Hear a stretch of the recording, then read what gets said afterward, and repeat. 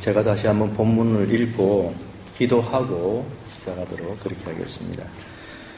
시편 23편 6절 말씀입니다. 내 평생의 선하심과 인자하심이 반드시 나를 따르리니 내가 여호와의 집에 영원히 살리로다. 아멘. 기도하겠습니다. 은혜로우신 하나님 아버지, 기념사경의 둘째 날 저희들이 하나님의 말씀을 듣고자 이곳에 다시금 모였습니다. 이 세상에서 가장 귀한 것은 오직 하나님의 말씀뿐임을 저희들이 알고, 이 밤에도 참으로 원근각처에서 성도들이 주의 말씀을 듣고자 모였사오니 성령께서 이곳에 함께하여 주옵시고 들을 귀가 있게 하시며 주의 말씀을 잘 들을 수 있도록 인도하옵소서. 우리 가운데 길가나 돌밭이나 가시떨기 같은 그런 마음의 밭으로 주의 말씀을 듣지 않게 하여 주옵시고, 옥토 같은 부드러운 마음으로 주의 말씀을 들어서 좋은 열매를 맺을 수 있도록 하나님께서 이 시간 역사하시고 함께하여 주옵소서. 이 시간도 주의 말씀을 저희들이 상고할 때에 부족한 사람이 강단에서 주의 말씀을 강론하게 되는데, 성령께서 지혜와 능력을 허락하여 주셔서 말씀을 잘 강론할 수 있도록 인도하옵소서. 예수님의 이름으로 기도하옵나이다.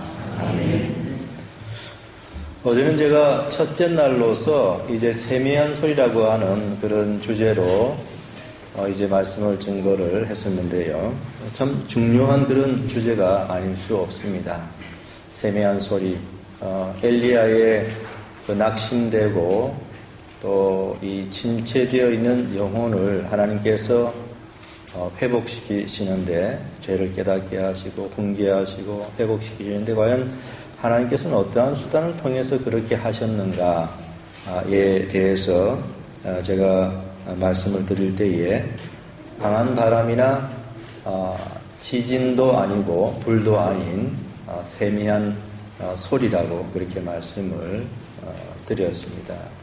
그래서 그 말씀을 하면서 제가 하나님께서 사용하시는 그 수단, 그러니까 인간의 생각과는 전혀 다른 그런 이제 하나님의 방식을 가지고 역사를 이루어 나가신다고 하는 그런 말씀을 제가 드렸는데요. 그러면서 그 세미한 소리라는 것은 이제 적용해서 말씀드리면은 예수 그리스도 십자가 복음의 그런 세미한 소리다. 그것이 이제 죄인들의 영혼을 각성시키고 그들을 거듭나게 하고, 그죠? 그 다음에 훈계하고 교훈하고, 그리고 거룩한 길로 sanctification, 성화시켜 나가는 그런 모든 일에 이 세미한 소리와 같은 복음의 그러한 이제 그 수단이 필요한데, 그 수단의 내용은 과연 무엇이냐 했을 때는 그것이 이제 하나님의 용서와 칭의라고 그렇게 제가 여러분들에게 말씀을 드렸습니다. 그래서 용서와 칭이라고 하는 주제는 가장 중요한 성경의 주제가 아닐 수 없고, 이 주제를 모른다고 하는 것은 아직 기독교에 대해서 제대로 알지 못하는 것이다 라고 제가 지금 다시 말씀드릴 수 있는 것이고요.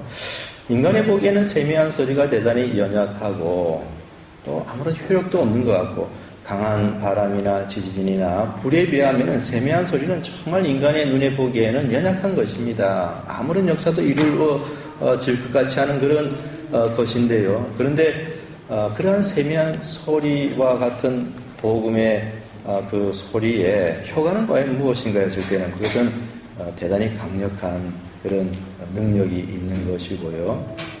그래서 그리스도 십자가 복음, 사람들의 눈에는 연약하게 보일지 모르지만은 그것이 이제 허물과 죄로 죽어있는 사람들의 영혼을 이제 변화시키고 새롭게 하고 또 거룩한 길로 걸어갈 수 있도록 이렇게 만든다고 제가 말씀을 드렸는데요. 근데 참 불행한 사실은 오늘날 이 사람들이 자꾸 강한 바람이나 또 지진이나 불과 같은 그 외적인 어떤 현상에 자꾸 주목을 하거든요. 근데 주목해야 될 것은 뭐냐면은 이제 복음의 세미한 소리인 것입니다. 여기 주목하지 않으면은 이제 죄를 깨달을 수 없습니다. 예수 그리스도를 알 수가 없어요. 변화되는 역사가 없습니다. 거듭나지 못합니다. 거룩한 길로 달려가지 못합니다. 그러니까 하나님 말씀의 세미한 소리를 항상 들으려고 해야 되는데 이것은 이제 도외시하고 다른 것들을 추구하다 보니까 자연적으로 형식적인 신자가 되는 거죠. 이것은 노미널 크리스찬이라는 말을 우리가 자주 듣지 않습니까? 노미널 크리스찬이 다르게 되는 것이 아니라 하나님 말씀에 집중하지 않고 다른 데 이제 신경을 쓰기 때문에 생겨나는 그런 현상인 것입니다. 그래서 어저께는 제가 굉장히 중요한 주제를 여러분들에게 말씀을 드렸고요. 이제 오늘은 조금 주제가 또 다른 각도에서 이제 살펴볼 것인데 이것은 섭리의 확신과 내세의 소망이라고 하는 것인데 시편 23편 6절 말씀 맨 끝부분에 있기 때문에 사람들이 그렇게 관심을 기울이지 않지요. 그래서 보통 보면은 1절에 관심을 많이 기울이고요. 여호와는 나의 목자시니 내게 부족함이 없으리라. 다 잘 알죠. 그런데 끝부분에 가서는 이게 무슨 말씀이 있었는지 잘 모르거든요. 그런데 굉장히 이것도 참 중요한 말씀이고 우리가 복음으로 변화되고 이 땅을 살아갈 때에 과연 어떠한 삶을 살아가야 되는가. 오늘 본문은 우리들에게 좀 도전을 주기도 합니다. 왜냐하면 이런 삶을 살지 못한다면 내가 진정 크리스찬인가 하는 것도 한번 퀘스천 마크를 해봐야 되고요. 그 다음에 이것은 또한 진정으로 정말로 하나님의 백성으로 살아가는 사람들에게는 굉장한 확신과 소망을 주는 힘을 주는 그런 이 양면을 가지고 있는 그런 말씀이거든요. 그러니까 오늘 이 말씀을 들으면서 우리 스스로 우리 자신들을 이렇게 한번 반성해보고 관찰해보고 성찰해보고 그 다음에 또 큰 힘과 위로도 동시에 얻게 되는 그런 말씀이 되기를 바랍니다. 오늘 본문은 시편 23편의 이제 결론 부분이죠. 시편 23편은 세 부분으로 나누어져 있는데요. 이제 서론은 이제 1절입니다. 서론은 1절이고 본론은 이제 2절부터 5절까지이고요. 그리고 마지막 이제 세 번째가 6절입니다. 그렇게 시편 23편 구성이 그렇게 되어 있습니다. 1절이 서론입니다.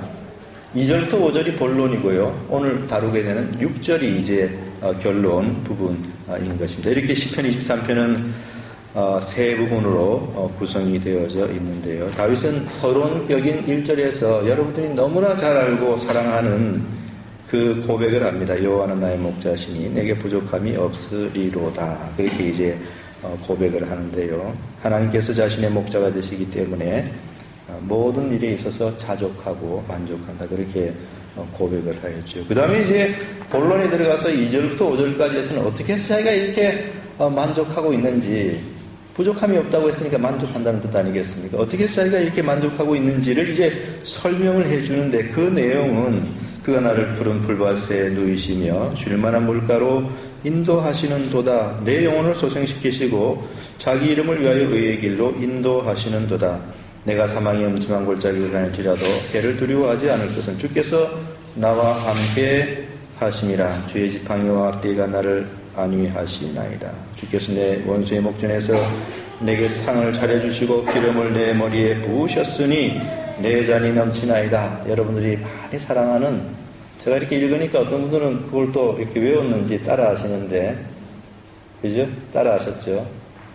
이렇게 우리가 익숙한 그런 참 너무나 우리가 사랑하는 그런 말씀인데요. 이게 이제 본론적인 부분이 왜 사도 다윗이 이 말을 했냐면은 여호와 하나님을 향해서 부족함이 없는데 어떻게 해서 없는가를 설명해 주는 그런 본론에 해당되는 그런 말씀인 것입니다. 그래서 이제 다윗은 부족함이 없다고 그렇게 고백을 한 것이고, 그럼 무슨 말씀인지 여러분 아시죠? 말씀에 푸른 풀밭과 또 물가로 인도해 주시고, 또 영혼을 소생시켜 주시고, 또 때로 사망의 음침한 골짜기 다닐 때 하나님께서 지켜주시고 보호해 주시고 풍성한 애를 내려주시고, 그렇게 하셨기 때문에 자신은 부족함이 없다. 그렇게 고백을 한 것입니다. 그렇게 고백을 하고 난 다음에 이제 6절에 와서 결론을 짓는 것이죠. 오늘 본문이 그런 의미에서 이제 결론인데요. 결론에 와서는 내 평생의 선하심과 인자하심이 반드시 나를 따르리니 내가 여호와의 집에 영원히 살리로다.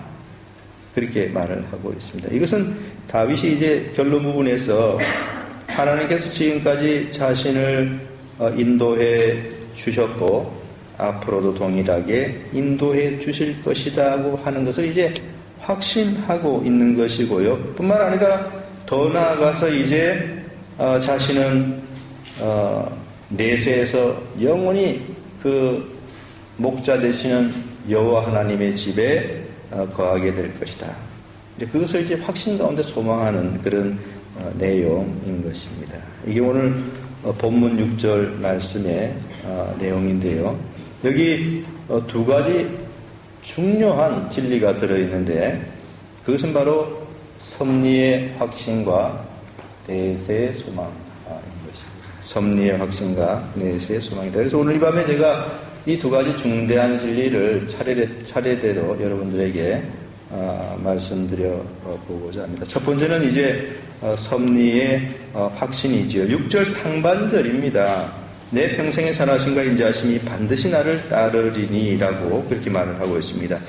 다윗은 하나님의 은혜가 자신의 생애 가운데 지금까지 그랬던 것처럼 앞으로도 계속될 것을 크게 확신하고 있는 그런 말씀인 것입니다.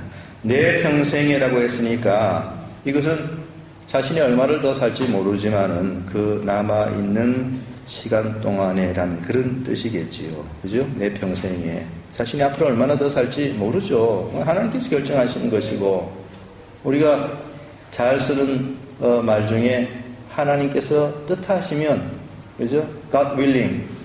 하나님께 뜻하시면 우리가 그 뜻하시는 가운데 우리가 이 땅에 생존할 수 있겠죠. 아무튼 다윗은 자신이 얼마나 더 살지 모르지만은 그 남아있는, 살아있는, 살 수 있는 그 시간 동안에 라는 의미에서 내 평생이라고 그렇게 이제 말씀을 했고요. 그러나 그 남아있는 시간이 얼마든지 간에 다윗은 확신하기를 하나님의 선하심과 인자하심이 분명히 계속될 것이다. 그렇게 이제 확신을 한 것이죠. 그래서 여기 반드시라고 하는 이 단어가 그래서 들어가 있는데, 이 반드시라고 하는 것은 이제 확신, assurance라고 저기 아까 저게 이렇게 제목에 해놨는데요. 그 assurance, 확신, 그 단어를 그 확신을 보여주는 그런 것입니다. 또한 다윗은 하나님의 선하심과 인자하심이 나를 따르리니, 이게 영어로 pursue 하면 뭐 추적한다 이런 뜻인데 굉장히 그 강한 단어입니다. 따르리라고 하는 이 히브리 이 단어는 굉장히 강한 단어고, 조셉 알렉산더가 해석하기를 다윗의 원수들의 핍박을 넌지시 암시한다 이렇게 이제 해석을 했는데, 상당히 그 해석을 잘 하고 있다고 제가 생각이 되어지는데요. 다윗의 원수들이 다윗을 얼마나 집요하게 추격하였습니까?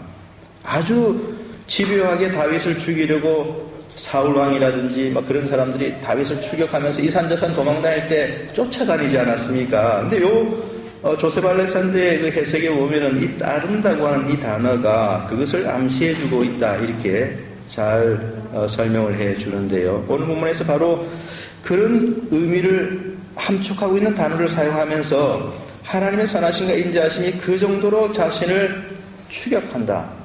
따르리니 그 추격한다라고 그렇게 말을 하고 있는데, 이것은 한마디로 말씀드리면 끊임없이 계속되는 신적인 자비를 아주 강하게 나타내는 그런 단어인 것입니다.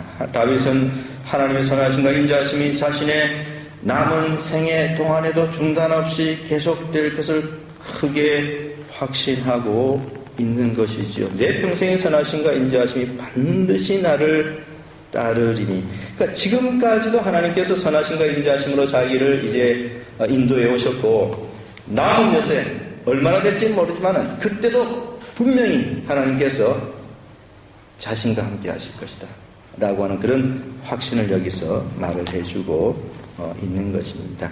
그래서 이 시편 23편을 보면은 1절부터 5절까지를 보면 이제 과거에 받은 은혜에 가는 것입니다. 과거에 그가 하나님으로부터 어떤 은혜를 받았는가, 그것을 아주 아름답게 시적으로 잘 표현한 것입니다. 과거에 그가 받은 은혜는 그가 나를 푸른 불밭에 누이시며 쉴만한 물가로 인도하시는도다. 그런 하나님의 큰 은혜이지 않습니까? 내 영혼을 소생시키시고 자기 이름을 위하여 의의 길로 인도하시는도다. 내가 사망의 음침한 골짜기로 다닐지라도 해를 두려워하지 않을 것은 주께서 나와 함께 하시니라. 주의 지팡이와 막대기가 나를 안위하시나이다. 주께서 내 원수의 목전에서 내게 상을 차려주시고 기름을 내 머리에 부으셨으니 내 잔이 넘치나이다. 이처럼 1절부터 5절까지 해서 다윗은 과거에 그가 하나님으로부터 받은 은혜를 이렇게 묘사를 했는데요. 이제 본문 6절에 와서는 지금까지 자신에게 그처럼 풍성한 은혜를 베풀어 주신 하나님께서 앞으로도 계속 그렇게 해줄 것을 확실하게 믿는다라고 그렇게 고백하고 있는 것입니다. 그렇게 고백하고 있는 것입니다. 그래서 결국 오늘 본문은 이 시편 23편 상반절의 이 본문은 결국 하나님의 위대한 섭리를 보여주는 것이고요. 그 섭리에 대한 확신을 이제 우리들에게 말해주는 그런 것입니다. 그래서 윌리엄 커닝엄은 봉부절을 주의하면서 본문은 우리의 관심을 하나님의 특별한 섭리의 위대한 교리로 아주 강력하게 이끈다고 그렇게 잘 설명을 해 주었습니다. 윌리엄 커닝엄은 이 오늘 본문 23편 상반절이 우리의 관심을 하나님의 특별한 섭리의 위대한 교리로 이끈다 그렇게 말을 해 주었습니다. 그래서 오늘 본문은 하나님의 위대한 섭리를 잘 보여주고 있고요. 그 위대한 섭리를 다윗이 크게 확신하고 있는 그런 말씀인 것입니다.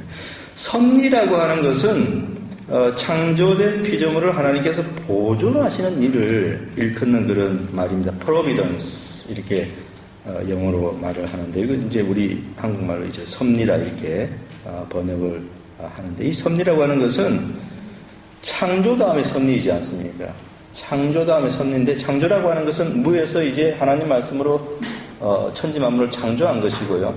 그 다음에 그것을 갖다가 창조하고 난 다음에 어느 철학자가 말한 것처럼 그대로 이제 내버려둬서 자생적으로 돌아가도록 하는 것이 아니라 섭리라고 하는 것은 그 창조되어진 그 피조 세계를 하나님께서 원하시는 궁극적인 목표 지점까지 끌고 가는 그 모든 일을 이제 프로비던스, 섭리라고 이렇게 이야기를 하고 있고요. 그래서 하나님의 히브리서 1장에 있는 말씀대로 능력의 말씀대로 이 만물을 붙들고 계시는 것이죠. 그게 섭리인데요. 근데 하나님께서 붙들지 않으면 다시 물어 돌아갈 수밖에 없습니다. 그래서 매 1초마다 하나님께서 능력으로 창조된 만물을 붙들고 있기 때문에 그 만물이 유지되고 보존되는 그런 것이죠. 그래서 이 섭리는 창조된 피조물을 보존하시는 하나님의 일이고요. 소유리문답 11문에 보면은 섭리에 대해서 이렇게 설명을 합니다. 하나님의 섭리하시는 일은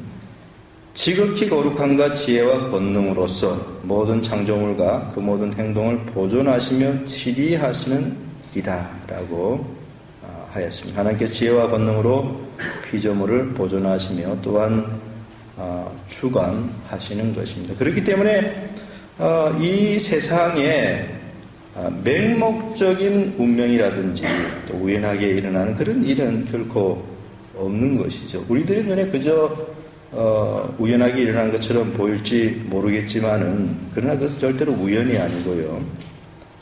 실상 그 배후에 하나님의 손길이 있는 것입니다. 사람들은 되어지는 모든 일들을 그저 우연이라고 그렇게 생각을 하는데요. 그러나 절대로 그렇지 않습니다. 세상에서 일어나는 모든 것들은 다 하나님의 섭리와 관련이 있습니다. 마태복음 10장 29절에 참새 2마리가 한 아사리온에 팔리지 않느냐. 그러나 너희 아버지께서 허락하지 아니하시면 그 하나라도 땅에 떨어지지 아니하리라라고 하였습니다. 하나님의 섭리는 만물의 가장 보잘것없는 존재인 참새에게까지 미친다. 뭐 말씀 아니겠습니까? 마태복음 10장 29절이 무슨 의미겠습니까? 마태복음 10장 29절을 있는 그대로 잘 보시면은요, 참새 2마리가 한 아사리온에 팔리지 않느냐. 그러나 너희 아버지께서 허락지 아니하시면 그 하나라도 땅에 떨어지지 아니하리라 했는데요. 이 말씀 자세하게 보면은 하나님의 섭리는 만물의 가장 보잘것없는 존재인 참새에게까지 미친다는 사실을 우리가 알 수 있습니다. 참새라고 하는 것은 얼마나 비천한 그런 피조물입니까? 얼마나 하찮은 그런 존재입니까? 그렇기 때문에 2마리가 한 아사리온에 팔리는 것이죠. 아사리온 그러면은요, 데나리온의 16분의 1에 해당되는 아주 적은 금액입니다. 그런데 참새 2마리가, 한 마리도 아니고 2마리가 합해져서 한 아사리온에 팔린다고 했으니까 그 정도로 보잘것없는 존재라는 그런 의미인 것이고요. 그런데 마태복음 10장 29절이 보여주는 것은 그렇게 하찮은 존재도 하나님의 허락이 없이는 땅에 떨어지지 않는다. 그렇게 말을 했습니다. 그래서 메추엘리가 이 부분을 아주 잘 설명을 해줬는데요. 섭리의 일반적인 범위가 모든 피조물에게 심지어 가장 작고 미천한 참새에게까지 미친다는 것. 이 작은 짐승은 너무도 하찮은 것이어서 한 마리로는 값에 치지도 않는다. 2마리가 되어야 그나마 조금이라도 가치가 있다. 그런데 하나님의 보살핌이 이것들에게까지 미치는 것이다 라고 하였습니다. 정말 그렇죠. 그 정도로 하나님의 섭리는 온 피조물의 가장 미천한, 가장 작은 것에게까지 미치는 것입니다. 온 우주에 다 하나님의 섭리의 손길이 이제 닿는 것이고, 주관하는 영역이 대단히 넓습니다. 그래서 하늘과 땅과 온 바다 모든 것들을 다 주관하고요. 섭리의 손길이 닿지 않는 것은 하나도 없고, 심지어 지극히 작은 참새 한 마리까지도 섭리의 손길이 미친다는 사실을 이제 우리가 알아야 되겠죠. 세상 사람들은 그저 이 땅에서 일어나는 모든 것들이 다 우연이라고 이렇게 말을 합니다. 길을 가다가 누구 만나는 것도 이제 우연이라고 이렇게 이야기를 하고요. 뜻하지 않게 이제 사고를 당하지 않습니까? 뭐 하이웨이를 가다가 차 사고 난다든지, 지나가는데 뭐가 떨어져서 죽는다든지, 상처를 뭐 이렇게 다친다든지, 모든 걸 다 세상 사람들은 그저 우연히 뜻하지 않게 사고를 당했다 그렇게 생각하는데요. 그러나 성경은 뭐라고 말을 하냐면은 하나님의 섭리다 이렇게 이제 이야기를 합니다. 윌리엄 쿠퍼의 유명한 찬송시가 있는데요. 주 하나님 크신 능력 참 신기하도다. 바다와 폭풍 가운데 주 운행하시니. 이전 찬송에는 있었는데 새 찬송에는 빠졌어요. 제가 참 좋아하는 찬송인데 너무 아쉽죠.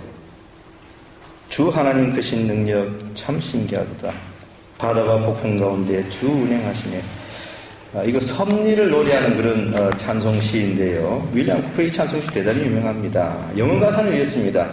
God moves in a mysterious way. His wonders to perform.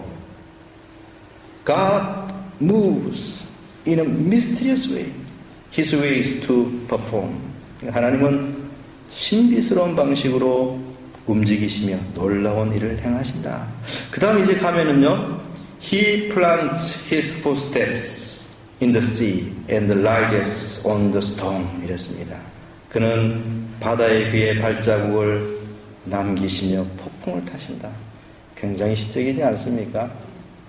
저는 이 시간에 좀 더 자세하게 말씀드릴 수 없지만은 한 2개월 전인가 어떤 일이 있었는데요. 분명히 하나님의 섭리라는 것을 제가 느꼈습니다. 그래가지고 그때 밤에 거실에 소파에 앉아서 이 찬송이 계속 떠나질 않는 거예요. 그렇구나. 하나님께서 이렇게 역사하시는구나.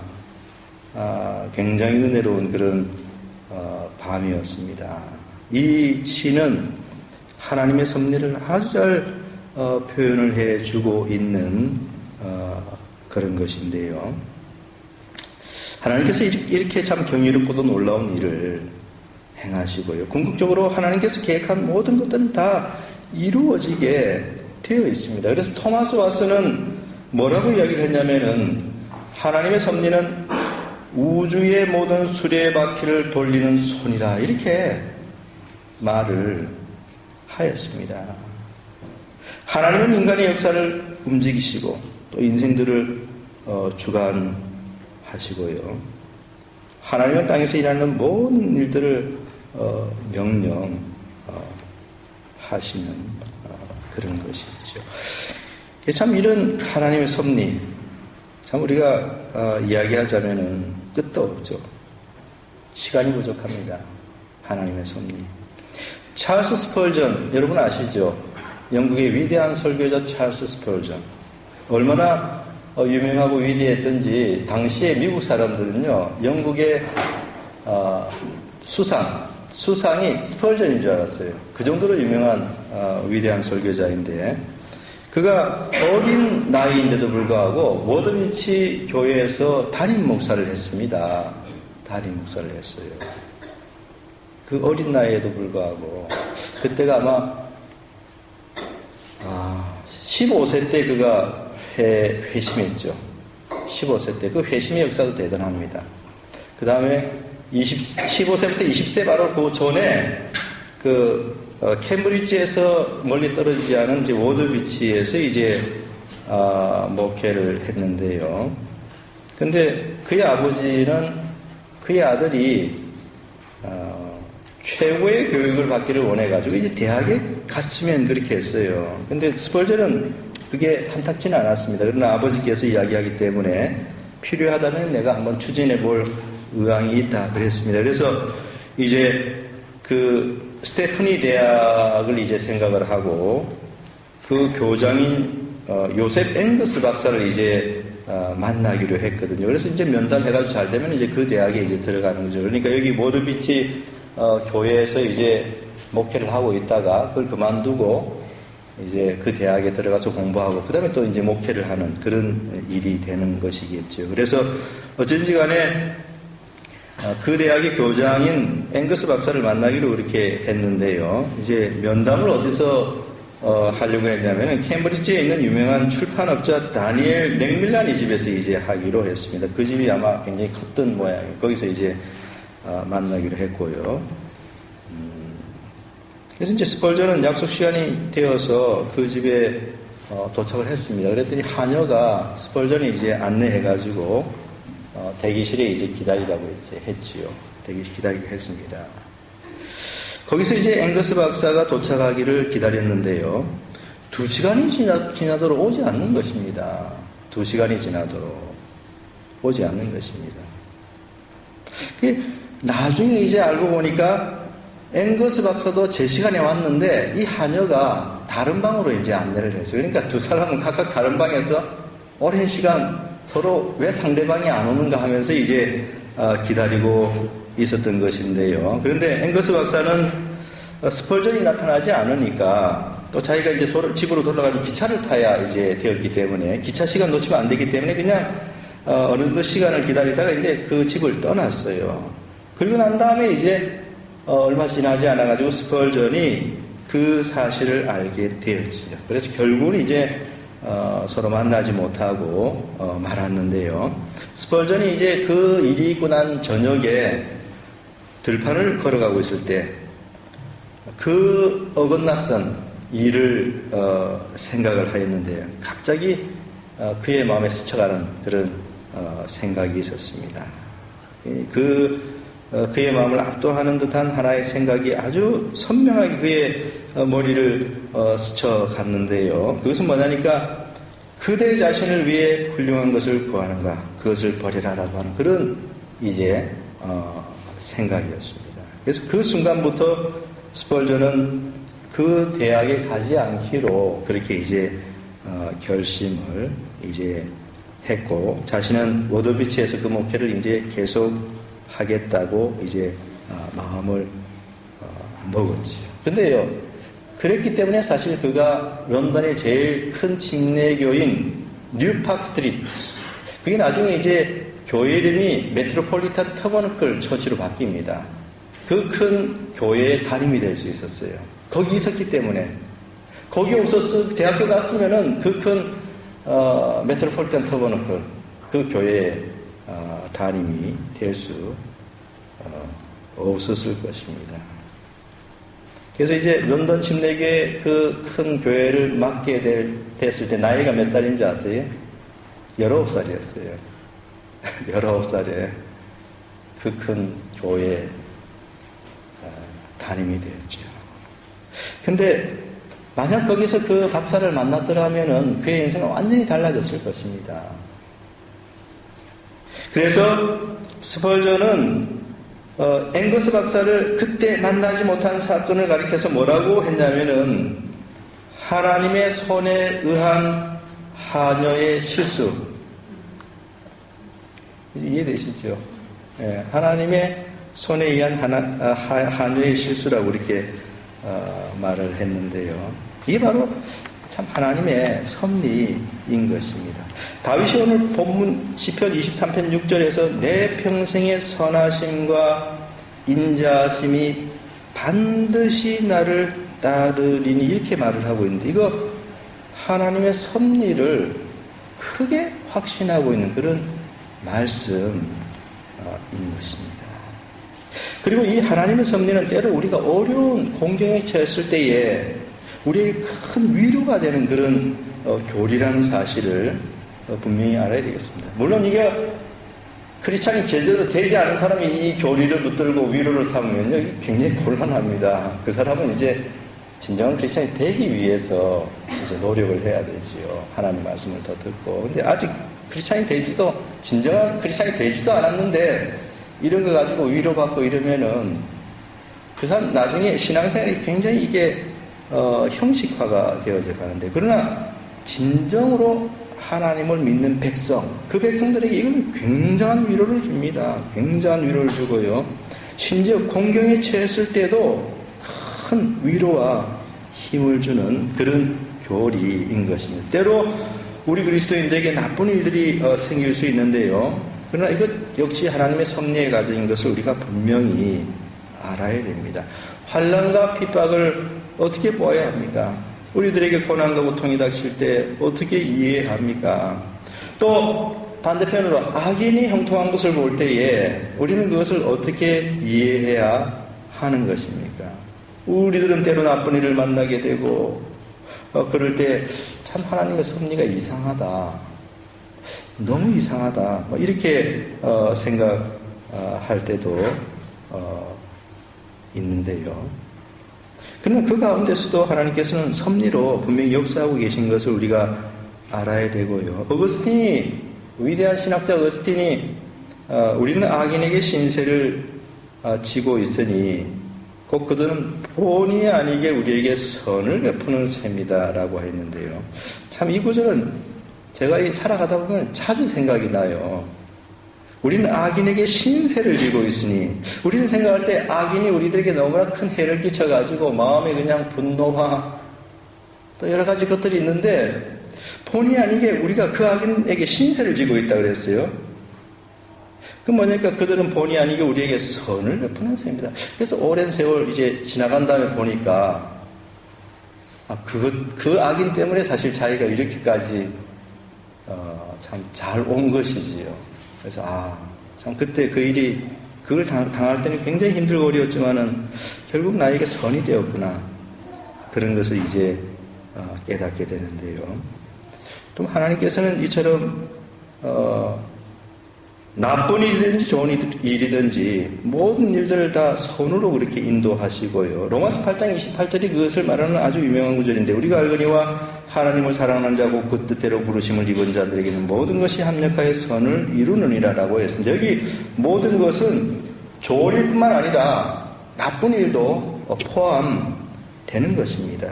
좋은 일뿐만 아니라 나쁜 일도 포함된다. 그래서 창세기 50장 20절에 보면은 요셉이 형들에게 뭐라고 말했습니까? 당신들은 나를 헤아리 하였으나 하나님은 그것을 선으로 바꾸사 오늘과 같이 많은 백성의 생명을 구원하게 하시려 하셨나니 라고 하였습니다. 하나님은 그의 사랑하는 백성들이 겪는 모든 환경과 사건들을 궁극적으로 우리에게 선이 되도록 그렇게 인도하니 이 얼마나 위대한 섭리인가 하는 것입니다. 스펄전 이야기를 한 번 더 하도록 하겠습니다. 저는 스펄전을 너무 좋아하죠. 너무 좋아합니다. 그렇다고 스펄전만 좋아하는 것이 아니라 위대한 개혁자들 칼빈이라든지, 그래서 칼빈의 기독교 강의도 저는 너무 좋아합니다. 그거 읽으면 정말 은혜롭죠. 근데 칼빈뿐만 아니라 또 위대한 그런 개혁자들 있지 않습니까? 참 많은 그런 도전을 주고 하는 그런 분들인데, 그 스펄전 이야기를 제가 한 번 더 여러분들에게 해야 되겠습니다. 스펄전이요, 섭리에 대해서 이런 말을 했는데, 이 말을 제가 처음 읽을 때는 너무 감동을 받았습니다. 지금도 물론 마찬가지겠지만 처음에는 읽고 또 읽고 또 읽고 했는데, 아마 처음 여러분이 들으시면은 참 은혜되는 그런 말씀이고요. 또 읽어도 은혜가 되는, 또 들어도 은혜가 되는 그런 말씀이고요. 스펄전은 이 섭리에서 이렇게 말을 했습니다. 사탄에게 굽실거리는 사람들이 얼마나 떵떵거리며 사는지 한번 보십시오. 자기 뿔을 높이 치켜들고 거들먹거리며 말을 타고 다닙니다. 모르드게는 궁전문에 앉아 있는데 하만은 대궐 안에 있지 않았습니까? 사울이 왕위에 앉아 나라를 다스리고 있는 동안에 다윗은 이산저산으로 쫓겨다니지 않았습니까? 맞는 말이죠. 이세벨이 대궐 안에서 뽐내고 있는 동안 엘리야는 동굴 속에서 하나님께 불평하고 있지 않았습니까? 그렇지만 누가 하나님을 대적한 그 교만한 자들의 자리를 차지하고 싶어 하겠으며, 누가 멸시당한 그 성도들을 부러워하지 않겠습니까? 부러워하지요. 부러워합니다. 하나님의 섭리에 수레바퀴가 돌아가면 낮은 자리에 있던 자들은 높아지고 가장 높은 자리에 있던 자들은 낮아지는 법입니다. 그러니 성도 여러분, 조금만 참고 기다리십시오. 영원한 나라가 오면 이 땅에서 잘못되어졌던 일들이 모두 바로 잡혀질 것입니다. 은혜가 되나요? 참 은혜가 되죠. 하나님의 섭리의 수레바퀴가 돌아가면 모든 것들이 바로 잡혀질 것입니다. 그래서 이 다윗은 오늘 본문 시편 23편 6절에서 이제 바로 이 섭리에 대해서 확신을 하고 있는 것인데요. 다윗의 생애를 한마디로 말을 하면 하나님의 선하심과 인자하심에 의해서 인도받고 보호받은 그런 삶인 것이죠. 그런 것입니다. 이제 다윗은 남은 생애 가운데도 하나님께서 그처럼 자신을 이제 인도해 주실 것을 크게 확신하고 있는 그런 것입니다. 내 평생의 선하심과 인자심이 정녕 나를 따르리니. 섭리에 대한 그런 큰 확신인 것이죠. 사랑하는 성도 여러분, 여러분은 하나님의 섭리를 믿고 있고 그것을 의존하고 있습니까?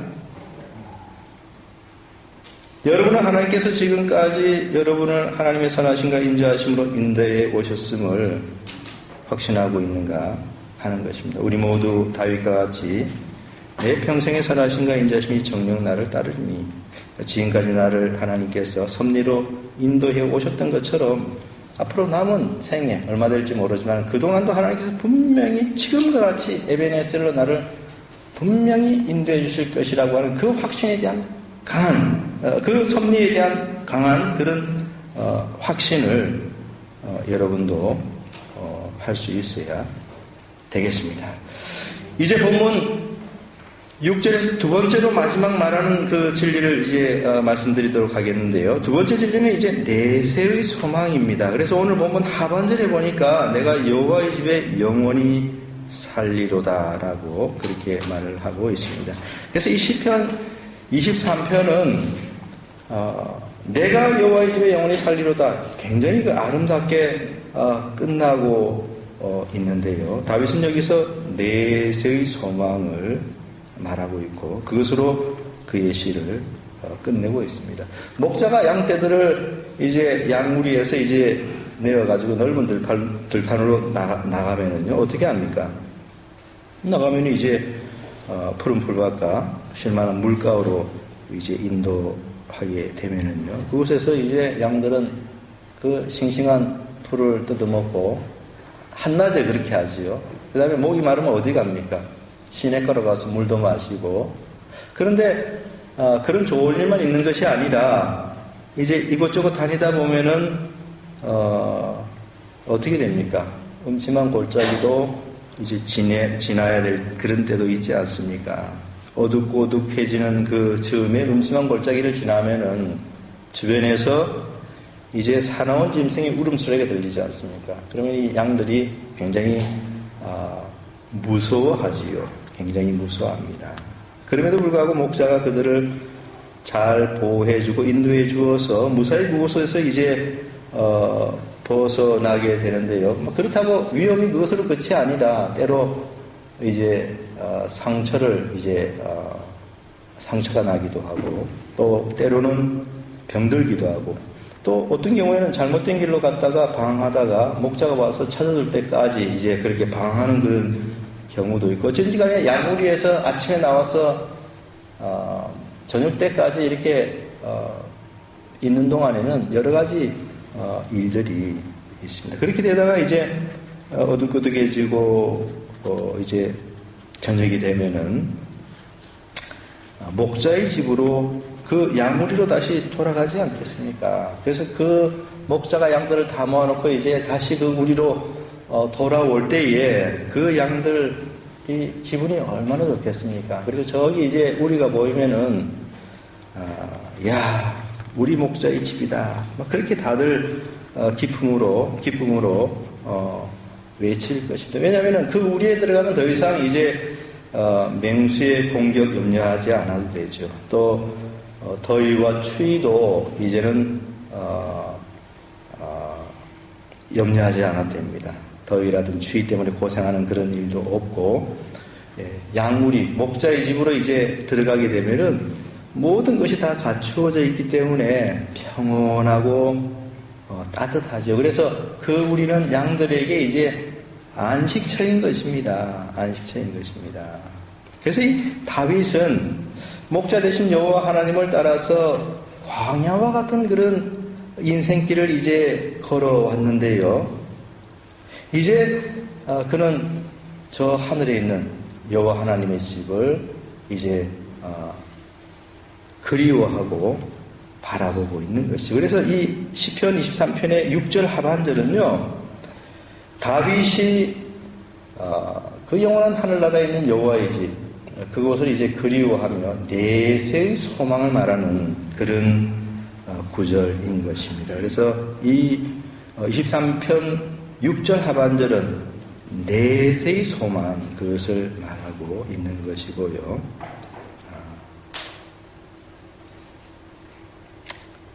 그 하늘을 이제 하늘나라를 이제 바라보는 그런 내용이죠. 우리는 무덤 너머에 영원한 세계가 있다는 사실을 분명히 알아야 되겠습니다. 오늘날은 물질 문명이 너무나 극에 달하 있고 사람들이 온통 이 땅에 있는 것들에 관심이 많기 때문에 자칫 이 진리를 망각하고 살고 있는데요. 그러나 분명히 알아야 될 것은 무덤 너머에 영원한 세계가 있습니다. 사람이 죽으면은 이제 어디로 갑니까? 내세로 가게 되지요. 우리가 기껏 사는 시간이라고 하는 것은 100년 되지 않습니다. 시편 90편에 보면은 강건하면 7, 80이라 이랬는데요.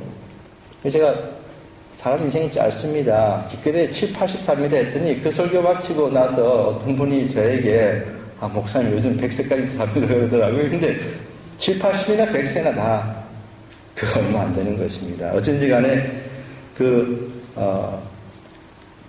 100세도 이제 못 사는 그런 짧은 우리가 시간을 이제 이 땅에 살게 되고요. 그 다음에 이제 우리에게는 현세뿐만 아니라 내세도 있는데 내세는 이제 이터노티라고 했습니다. 영원이라고 했습니다. 영원이라고 했어요. 그래서 영원이 어느 정도 긴 시간인가? 어떤 청교도가 영혼에 대해서 설명하기를 그 백사장에 모리알들이 많지 않습니까? 그 모리 알갱이 알개들이 얼마나 많습니까?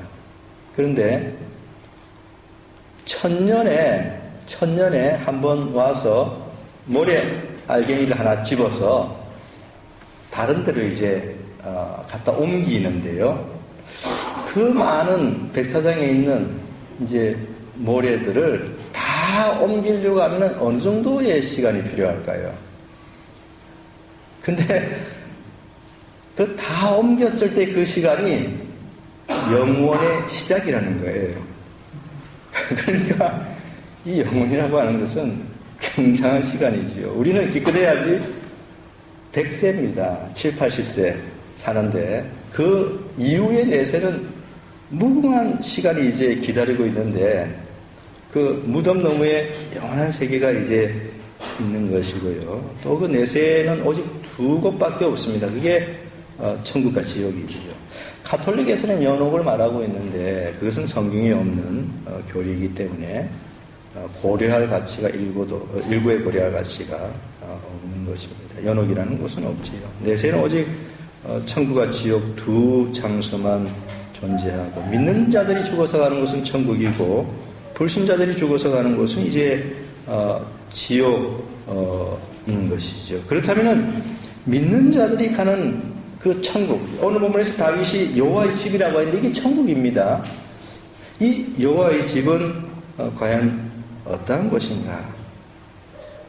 무엇보다도 천국에 대해서 여러분들에게 말씀드릴 때 가장 먼저 말씀드려야 될 것은 천국이라고 하는 것은 예수님이 계신 곳입니다. 예수님이 없으면 그곳은 천국이 아니죠. 그래서 천국의 핵심은 예수 그리스도인 것이고요. 예수님이 계시기에 그곳이 천국인 것입니다. 그래서 성도들이 죽어서 그 천국으로 들어가서 주님과 영원히 살게 되는 것이죠. 신약에 보면은 내가 천국에 간다라고 하는 표현은 없어요. 참 신기하죠. 무슨 표현이 있는지 아세요? 내가 죽어서 그리스도와 함께 있다. 이 표현이 있습니다. 그게 바로 천국에 간다는 뜻인데 표현적으로 그냥 천국에 간다라고 하는 그런 표현을 쓰지 않고 사도 바울은 내가 죽어서 그리스도와 함께. 그래서 신약 성경의 서신서 보면은 그리스도와 함께라고 하는 뜻으로 이제 많이 쓰이고 있고요. 또 요한복음 14장 1절부터 3절에 보면은 예수님께서 뭐라고 말씀하셨냐면 너희는 마음에 근심하지 말라. 하나님을 믿으니 또 나를 믿으라. 내 아버지 집에 거할 곳이 많다. 그렇지 않으면 너희를 잃었으리라. 내가 너희를 위하여 거처를 예배하러 가니 가서 너희를 위하여 거처를 예배하면 천국에 대해서 이야기합니다. 거처를 예배하면 내가 다시 와서 너희를 내게로 영접하여 나 있는 곳에 너희도 있게 하겠지 이렇게 말씀을 했습니다. 그러니까 천국이라고 해서 그리스도께서 계신 곳이고 성도가 죽으면 바로 그곳에 가는 것이고요. 천국에 그리스도가 없다면 그것은 더 이상 천국일 수가 없는 것이죠. 오늘 본문에서 다윗은 바로 그러한 주님과 함께 영원히 가는 천국, 그걸 여호와의 집이라고 여기서 말하고 있는데 그 여호와의 집에 영원히 살리로다. 그곳에 주님과 함께 영원히 살게 될 것을 여기서 소망하고 있는 것입니다. 성도들이 죽어서 천국에 가게 되면은요, 주님과 함께 영원히 이제 거하면서 지고한 복락을 누리게 됩니다. 지고한 복락. 그래서 다윗은 지금 그것을 알고 있죠. 그래서 그 여호와의 집 주님과 함께 영원히 살 것을 이제 소망하는데 그곳에 가면은 어떤 일이 있을 것인가? 천국에 가면 지고한 복락을 누리게 됩니다. 그 지고한 복락이 어떤 것인지를 간략하게 한 5가지로만 여러분들에게 설명을 드려보도록 하겠습니다. 첫째는 감미로운 안식을 누리게 되는 것이죠. 성도들이 이 땅에서 살아가는 동안에는 안식을 누리지 못합니다. 왜냐하면 마귀와 세상 그리고 육체의 정욕으로 인해 가지고요 꾸리꾸리 싸워야 되기 때문에 절대로 성도들이 이 땅에서 안식을 누리지 못합니다. 성도들의 이 땅에서의 삶은 대단히 고단한 것이에요. 대단히 고단한 것입니다. 그런데요, 그렇게 성도들이 대단히 고단하게 이 땅에 살다가 죽어서 천국에 들어가면 감미로운 안식을 누리게 되는 것입니다. 이 땅에서 마귀와 싸우느라고 얼마나 고생이 많았습니까? 육체의 정욕과 싸운다고 얼마나 힘들었습니까? 그러나 천국에 가면은 이제 갑옷을 다 벗어놓게 됩니다. 머리에 썼던 투구도 벗게 되고요. 손에 쥐었던 검도 이제 시원한 바람이 부는 나무그늘에 누워서 이제 휴식을 취하게 되는데요. 얼마나 참 달콤한 그런 휴식이 되겠습니다. 그래서 성도는 천국에서 감미로운 안식을 누리게 되는 것입니다. 두 번째는 지구한 복락이라고 하는 것은요, 천국에서 감미로운 안식뿐만 아니라 영광스러운 승리를 누리는 그런 것입니다. 성도들이 이 땅에서 죽는 순간까지 원수와 이제 싸우고 있습니다. 그러나 죽어서 천국에 가서는 영광스러운 승리를 만끽하게 되는 것이죠. 그래서 이 땅에 있는 교회를 뭐라고 하냐면은 이제 전투하는 교회라고 이렇게 이야기를 하고요. 그 다음에 천국에서의 교회를 승리하는 교회라 그렇게 말을 합니다. 이 땅에 있는 교회 성도들은 전투해야 됩니다. 말과 전투하고 세상과 전투하고 온갖 것과 다 전투해야 되는 그런 전투하는 교회고, 이제 천국에서의 교회는 승리한 성도들이 모여있기 때문에 이제 승리하는 그런 교회에 있는 것입니다. 로마에 가면은 콜로세움 근처에 콘스탄티누스 게스문이라는 것이 있습니다. 게스문이라고 하는 것은 전쟁에서 승리하여 돌아온 황제나 장군을 기리기 위하여 세우는 그런 기념문인데요.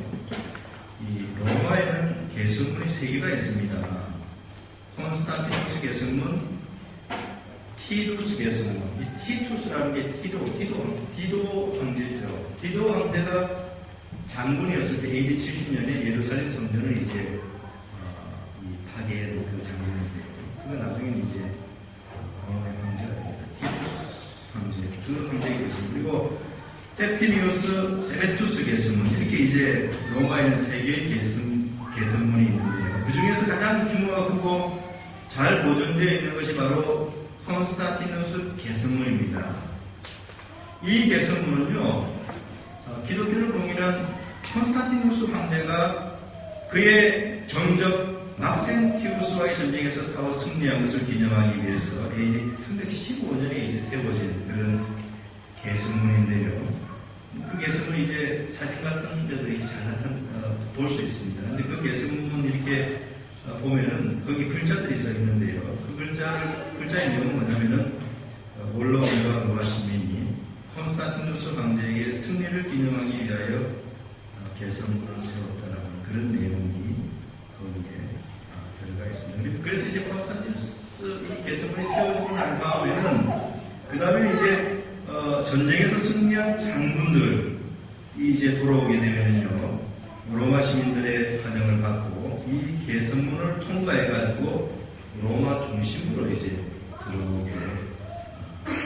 그래서 이 게스문이라고 하는 것은 굉장히 영광스러운 승리를 나타내죠. 그 게스문을 통과해서 들어왔다는 것은 승리자라는 그런 의미가 있습니다. 그래서 천국에 있는 성도들은 모두가 다 하늘에 있는 게스문을 통과해가지고 천국으로 입성을 하게 되는데요. 그래서 그들 모두는 영광스러운 승리자들을 있는 것입니다. 이처럼 성도들은 천국에서 감미로운 안식을 누리고 또 영광스러운 승리도 이제 만끽하는 그런 지구한 복락을 누리게 되고요. 그 다음에 세 번째는 말할 수 없는 기쁨. 더 이상 설명을 하지 않겠습니다. 말할 수 없는 기쁨. 또 네 번째는 평화, 깨어지지 않는 평화, 그런 것도 누리게 되고요. 그 다음에 마지막 5번째는 성도들과 사랑스러운 교제를 누립니다. 성도들뿐만 아니라 삼위일체 하나님, 또 선한 천사들, 그리고 성도들, 사랑스러운 교제를 그곳에서 누리게 되죠. 성도들이 죽어서 천국에 가면은 지금까지 말씀드린 5가지 요 지구한 복락을 이제 누리게 되는데요. 오늘 본문에서 다윗은 바로 이 여호와의 집에서 이런 지구한 복락을 누릴 것을 이제 소망을 하고 있죠. 그게 바로 내세의 소망인 것입니다. 다윗은 그곳으로 오늘 본문에서 가고 싶어 합니다. 내 평생에 선하신 이 자신이 반드시 나를 따르리니 궁극적으로 내가 여호와의 집에 영원히 살리리다. 않습니까? 그랬죠. 분명히 은혜로가 됩니다. 위로가 되고 은혜가 되고. 이 다윗뿐만 아니라 구약에 있는 믿음의 위대한 선조들은요, 다 똑같은 이 내세의 소망을 가지고 살았습니다. 히브리서 11장 13절부터 16절까지에 보면은 구약시대 믿음의 선조들은 다윗처럼 이런 내세의 소망을 품고 살았는데요. 뭐라고 되어 있냐면은 이 사람들은 다 믿음을 따라 죽었으며 약속을 받지 못하였으되 그것들을 멀리서 보고 환영하며 또 땅에서는 외국인과 나그네의 힘을 증언하였으니 그들이 이같이 말하는 것은 자기들이 본향 찾는 자임을 나타내느니라. 그들이 나온 본향을 생각하였다면 돌아갈 기회가 있었으리니와 그들이 이제는 더 나은 본향을 상하니 어둠에 있는 것입니다. 이놈으로 하나님이 그들의 하나님이라의 그런 것을 가졌음을 부끄러워하지 아니하시고 그들을 위하여 한 성을 예비하십니다. 그러니까 다윗뿐만 아니라 구약에 있는 믿음의 사람들은 동일한 내세의 소망을 품고 살았습니다. 오늘 본문의 다윗이 바로 이와 같은 내세의 소망을 가지고 있는 것을 우리들에게 보여주는 것입니다. 그렇다면 과연 이 다윗이 이렇게 이제 내세에 대해서 소망을 하고 있는데 그의 소망은 과연 이루어질까요? 그의 소망이 이루어질까요? 어떻게 해서 그의 소망이 이루어질 것이라고 여러분들이 아멘이라고 말할 수 있겠습니까? 그래서 우리는 이럴 때에 성도의 견인교리라고 있지 않습니까? 이 견인교리를 우리가 깊이 생각해 보아야 됩니다. 반드시 다윗이 품고 있는 이 내세의 소망은 확실히 이루어집니다. 그 이유는 어딨냐면은 성도의 견인 교리 때문인 것이죠. 이 교리라고 하는 것은 하나님께서 구원받은 백성을 믿음에서 떨어지지 않도록 지켜주시는 것이고요. 그래서 반드시 천국에 들어갈 수 있도록 인도해 주신다는 그런 교리이고, 이 교리가 어디에 가장 분명하게 잘 나타나 있냐면 로마서 8장 37절부터 39절까지에 잘 나타나 있습니다. 그러나 이 모든 일에 우리를 사랑하시는 이로 말미암아 우리가 넉넉히 이기느니라. 내가 확신하노니 사망이나 생명이나 천사들이나 범죄자들이나 현재일이나 장래일이나 능력이나 높음이나 깊음이나 다른 어떤 피조물이라도 우리를 우리 주 그리스도 예수 안에 있는 하나님의 사랑에서 끊을 수 없느니라. 여기 성도의 견인 교리가 아주 명료하게 perseverance of saints 이랬잖아요. 성도의 견인 교리가 아주 명료하게 나와 있습니다. 그래서 다윗이 지금 오늘 본문에서 품고 있는 이 내세의 소망은 확실히 이루어질 것인데요. 그 이유는 어디냐면 성도의 견인 교리에 있는 것입니다. 하나님께서 섭리의 손길로 그가 천국에 분명히 들어갈 수 있도록 인도해 주실 것입니다. 하나님께서는 다윗이 목동 시절에 그를 곰이나 사자로부터 지켜주시고 보호해 주셨습니다. 여러분 잘 아시죠? 구약 성경에 나와 있습니다. 하나님께서 그를 보호해주고 지켜주셨는데 무엇으로부터입니까? 맹수, 무서운 그런 짐승, 곰이나 사자 보호해 주셨습니다. 젊었을 때는요, 사울 왕으로부터 이제 그를 보호하고 지켜주셨습니다. 사울 왕이 얼마나 다윗을 죽이려고 했습니다. 그런데 가까스로 그 위기로부터 벗어난 그런 적이 얼마나 많았습니다. 하나님께서 섭리의 손길로 그를 지켜준 것이지요. 그래서 이제 다윗이 이제 남은 인생이 어느 정도인지 모르지만 그렇게 지켜주셨듯이 분명히 하나님께서 그를 지켜주실 것이고 천국에 들어가기 바로 전까지 남은 여생 동안 그렇게 그를 보호해 주실 뿐만 아니라 이제 그런 섭리 확신을 가지고 있는 다윗이 내세의 소망을 이제 오늘 본문에서 말을 하고 있는 것입니다. 내가 여호와의 집에 영원히 살리로다. 사랑하는 성도 여러분, 여러분들도 내세의 소망을 가지고 살아가고 있습니다. 내세의 소망이 없다는 것은요, 변화되지 않았다는 것입니다. 왜냐니까 예수님께서 요한복음 3장에서 그리고 내가 이게 거듭나야 되겠다. born again을 이야기했을 때 그게 헬라어에는 born again이라는 의미도 있지만은 born above 이래가지고 위로부터 난다라고 하는 그 의미도 헬라어에는 같이 가지고 있습니다. 그래서 중생이라고 하는 것은 위로부터 태어나는 것이거든요. 그러니까 고향이 어디냐니까 하늘입니다. 그렇기 때문에 위로부터 태어난 사람은 위에 대한 그 소망을 가지게 됩니다. 그 소망이 없다 그러면 위로부터 태어나는지 한번 의식해 봐야 되겠죠. 진정한 크리스찬은요, 내세의 소망을 품고 살아가는 그런 사람이 되는 것입니다. 여러분은 어떻습니까? 이 다윗이 가졌던 그런 내세의 소망을 가지고 살아가고 있습니다. 여러분 모두 다윗과 같이 내세의 소망을 품고서 이 땅을 살아갈 수 있어야 되겠습니다. 내 평생에 살아신 그 인자심이 반드시 나를 따릅니다. 여호와 이제 영원히 사니로다. 말씀을 맺도록 하겠습니다. 간단하게 한두 마디만 말씀드리고 설교를 마치려고 하는데요. 오늘 본문을 통해서 섭리의 확신과 내세의 소망이라는 그런 주제를 가지고 여러분에게 말씀을 드리겠습니다. 우리 그리스도인들은 이 땅에서 나그네들입니다. 우리의 본향은 저 영원한 하늘나라겠죠. 잠시 이 땅에서 우리가 나그네로 짧은 시간 이제 살게 되고요. 그리고 우리가 그 영원한 본향으로 다시 이제 우리가 태어난 본향으로 다시 돌아가게 되는데요. 이 땅에서는 우리가 과연 그런 나그네로서 어떻게 살아가는 것이 올바른 것일까? 이제 그런 질문을 해보게 될 때 그 답은 바로 하나님의 성대를 확신하며 내세에 대한 굳건한 소망을 가지고 사는 것. 그게 바로 답인 것입니다. 그게 바로 답인 것입니다. 이렇게 살아가는 것이 이 땅에서의 성도에 합당한 그런 삶인 것이죠. 그러나 하나님의 성대를 믿지도 않고 의존하지도 않고 붙들지도 않고 살아간다는 것은요, 불신자와 다름이 없습니다. 또 내세의 소망이 없다면 그 사람은 세상 사람보다 더 가련한 사람인 것이죠.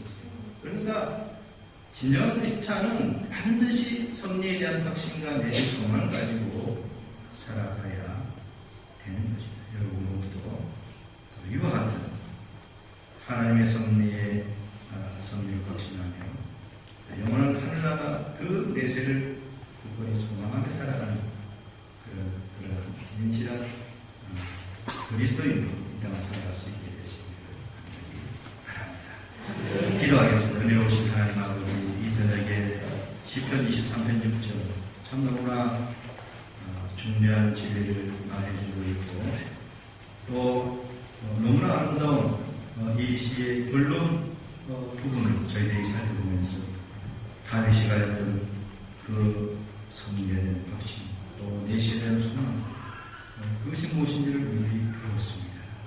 우리가 이 땅에 잠시 나그네로 살아가게 되는데 다윗처럼 하나님을 전적으로 의존하며 하나님의 섭리의 손길에 모든 것을 의탁하며 영원한 내세를 바라보며 소망 가운데 살아가는 그런